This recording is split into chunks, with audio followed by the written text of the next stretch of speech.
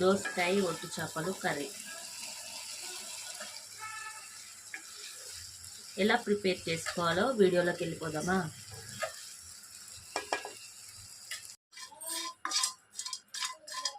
చేపలు అయితే ఫ్రై చేసుకుందాము.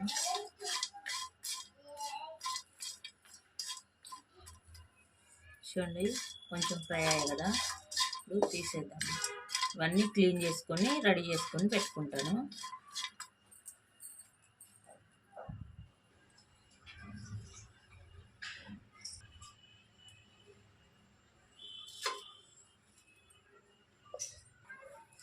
ఆయిల్ అనేది పోసుకున్నాం కదా, ఆయిల్ వేడైన తర్వాత పచ్చిమిర్చి అలాగే ఆనియన్ ఉల్లిగడ్డ వేస్తున్నాను.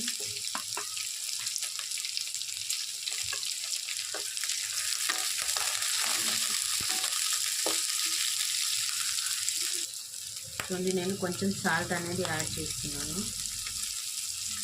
ఎందుకంటే పచ్చిమిర్చి ఫ్రై అయినప్పుడు ఆ ఘాట్ అనేది రాదు.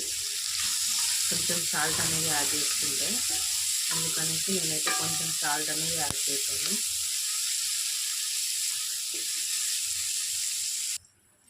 చూడండి పచ్చిమిర్చి ఇంకా ఆనియన్స్ ఫ్రై అయ్యాయి కదా,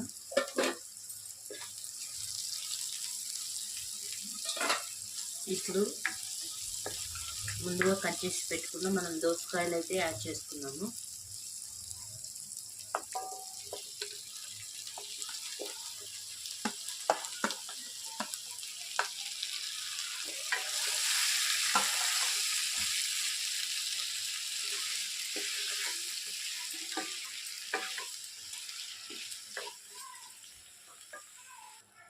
అలాగే టమాటా కూడా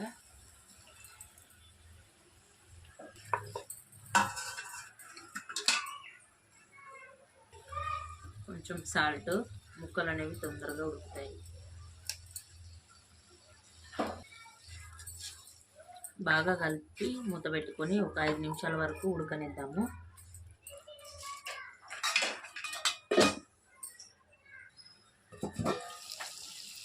చూడండి దోసకాయలు అనేవి మగ్గాయి.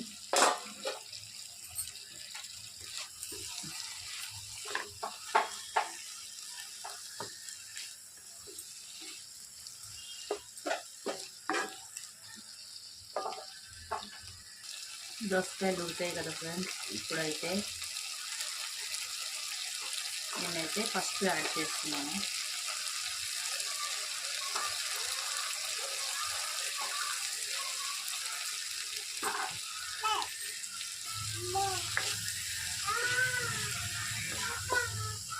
ఇప్పుడు కొంచెం అల్లం పేస్ట్, అల్లం అనేది పచ్చివాసన పోయేంత వరకు ఫ్రై చేసుకోవాలి.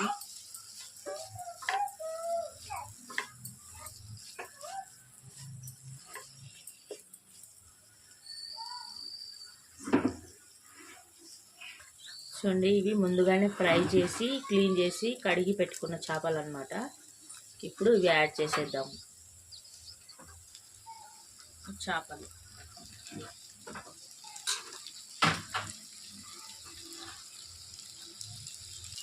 ఇవి మెల్లగా కలుపుకోవాలండి, లేదంటే చేపలు అనేవి పుల్లు అయిపోతాయి మనకు.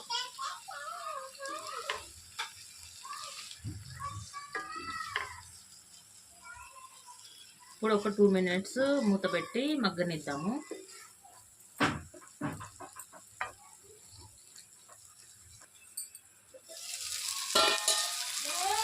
చూసారా ఇలా ఉంది.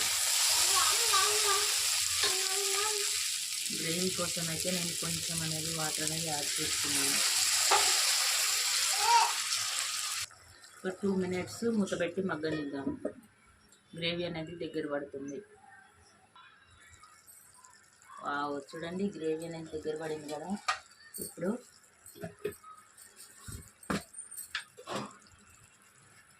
చూడండి గ్రేవీ అనేది దగ్గరకు అయింది.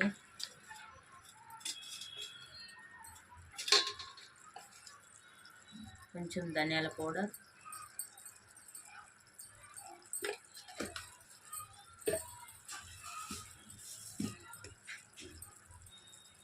ఇంకా కొంచెం గరం మసాలా, నేనైతే పచ్చిమిర్చి వేసాను కాబట్టి కారం అయితే ఏమి వేయట్లేదండి. మీరు స్పైసీగా తినే వాళ్ళు చూసి వేసుకోండి. నేనైతే పచ్చిమిర్చి వేసాను కదా, అదే కారం సరిపోయింది అనమాట. అందుకని నేనైతే కారం ఏమి యాడ్ చేయలేదు. ఓకేనా, ఒక 1 మినిట్ మూత పెడదాము, మగ్గిపోతుంది. చూసేద్దామా.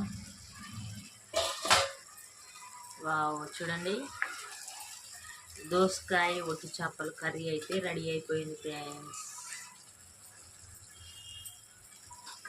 నా వీడియోస్ కనుక మీకు నచ్చినట్లయితే ప్లీజ్ లైక్ చేయండి, కామెంట్ చేయండి. కర్రీ ఎలా వచ్చిందో కామెంట్లో చెప్పండి ఫ్రెండ్స్. కొత్తగా నా ఛానల్ని విజిట్ చేసే వాళ్ళైతే ప్లీజ్ సబ్స్క్రైబ్ చేసుకోవడం మాత్రం మర్చిపోవద్దు. ఓకేనా మరి, బాయ్.